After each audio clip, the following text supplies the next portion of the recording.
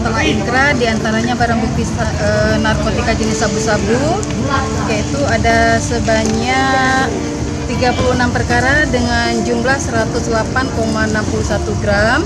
Kemudian narkotika jenis ganja sebanyak 16 perkara dengan jumlah 8.305,59 gram.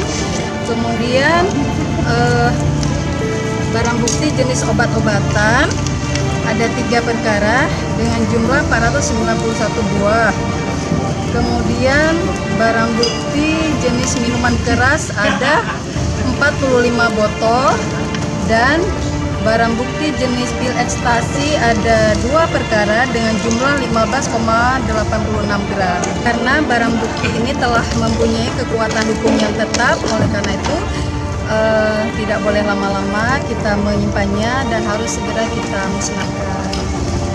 Khusus untuk miras itu?